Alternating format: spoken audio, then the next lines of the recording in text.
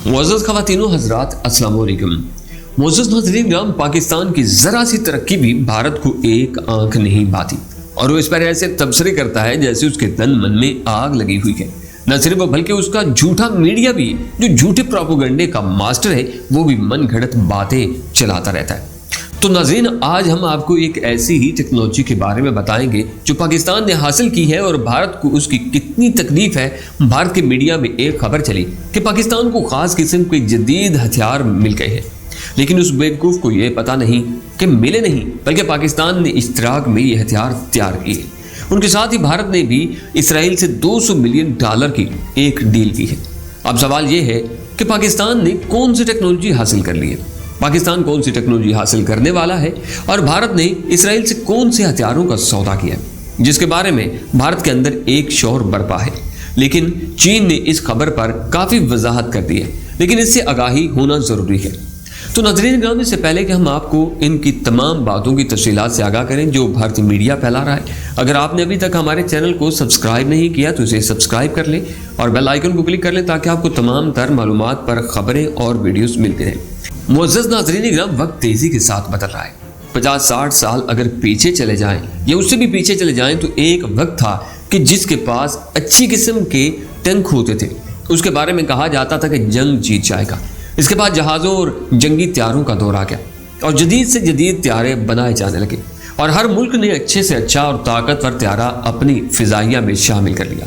लेकिन फिर दौर बदला तो त्यारों की जगह मिसाइलों और ड्रोनों ने ले ली। आज के इस दौर में जो अहमियत ड्रोन्स की है वो किसी और हथियार की नहीं है। नाज़रीन, आज के दौर में जंग की शक्ल बदल चुकी है और जंग तोपों और टैंकों वाली जंग नहीं रही।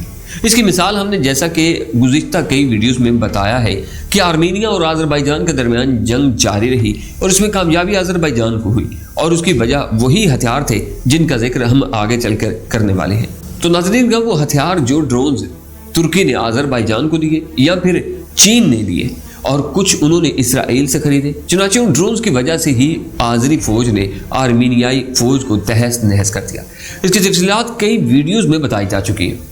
अब जो खबर आई है और जिसे भारतीय मीडिया शाया कर रहा है वो खबर ये है कि चीन पाकिस्तान को 50 ड्रोन फरोख्त कर रहा है ताकि PFY ऑपरेशन शुरू किया जा सके। ये डिफेंस न्यूज़ ऑफ इंडिया की खबर है। भारतीय मीडिया इसे एक वार्निंग समझ रहा है और भारत को ये दी गई है। नाज़रीन, जो ड्रोन चीन ने पाकिस्तान को दिए हैं उनका नाम विंग लांग 2 है। ये किस किस्म के ड्रोन है ये तो हम आपको बताते हैं। इस ड्रोन की वजह से नींदें क्यों हराम हो गई हैं भारत की, लेकिन भारत का ये प्रोपेगेंडा झूठ पर मबनी है क्योंकि पाकिस्तान ने 2018 में चीन के इश्तराक से कामरा एरोनॉटिकल कम्प्लेक्स में इन ड्रोन्स की तैयारी शुरू कर दी थी, जिसमें JF-17 थंडर त्यारे भी काम कर रहे थे, मतलब उन पे भी काम जारी था और त्यारा साजी का काम हो रहा है। लेकिन जिन ड्रोन्स का जिक्र भारत कर रहा है वो बेशक चीन के ताउन से पाकिस्तान ने खुद तैयार किए हैं और जिनको दुनिया के बहुत से ममालिक खरीदने की ख्वाहिश भी रखते थे और मिस्र, UAE, नाइजीरिया और सऊदी अरब वगैरह ने ये ड्रोन्स खरीदे भी। ये ड्रोन विंग लांग 2 चीन और पाकिस्तान ने मिलकर तैयार किए। जैसा कि बताया जा चुका है कि पाकिस्तान ने इस पर बहुत से तजुर्बात भी किए और उन्हें बाज़ ऑपरेशंस में भी इस्तेमाल किया जा चुका है। इसलिए पाकिस्तान को इन ड्रोन्स की अहमियत का खूब अंदाज़ा है और उसे इस्तेमाल करने के लिए भी पूरी तरह तैयार है। ये ड्रोन विंग लांग 1 की जदीद शक्ल है और इसे ज़्यादा बुलंदी पर उड़ा जा सकता है। इसकी रेंज भी ज़्यादा है और उसकी रफ्तार भी ज़्यादा है। इसकी रफ्तार 370 किलोमीटर फी घंटा से ज़्यादा है, जो भारत में मौजूद सबसे अच्छे ड्रोन से भी ज़्यादा है। इसकी मुसलसल परवाज़ का दुरानिया कमोबेश 35 घंटे है और इसकी परवाज़ की बुलंदी 25,000 फुट तक है और इस तरह ये किसी भी मिसाइल की पहुंच से बच सकता है। इसमें 1100 किलोग्राम वजन उठाने की सलाहियत भी रखी गई है।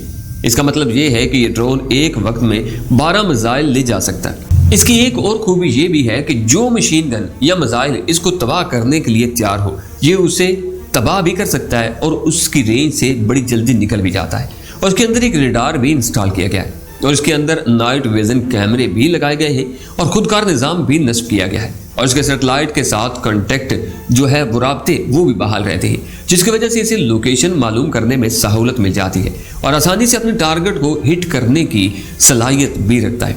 अब चीन ने ऐलान किया है कि 50 ड्रोन पाकिस्तान के हवाले किए जाएंगे। इस सूरत में पाकिस्तान के पास ड्रोन्स की ताकत भारत की निस्बत बहुत बढ़ जाएगी।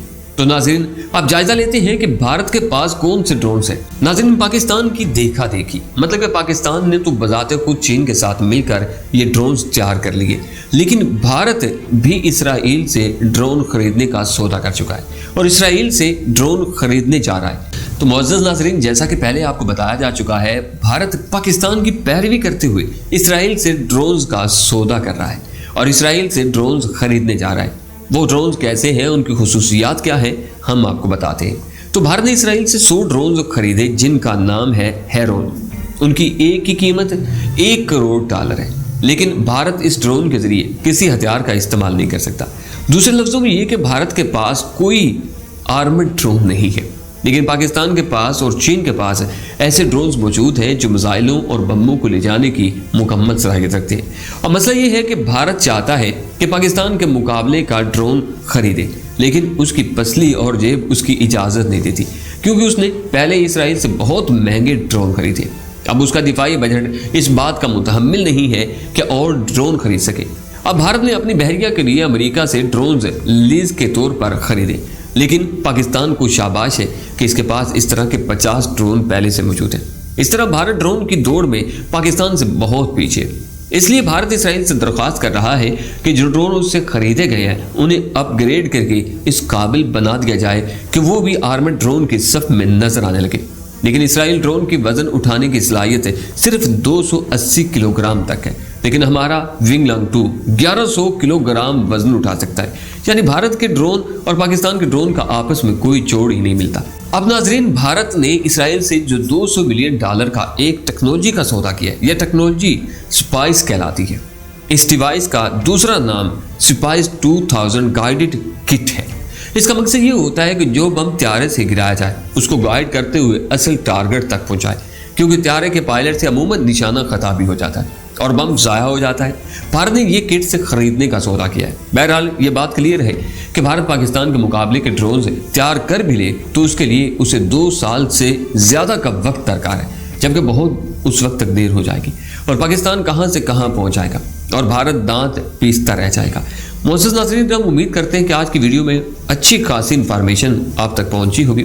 اگر آپ کو ویڈیو پسند آئی ہے تو ہماری ویڈیو کو لائک کیجیے، شیئر کیجیے، اپنا بہت سارا خیال رکھیے۔ نئی ویڈیو تک اجازت، اللہ نگہبان۔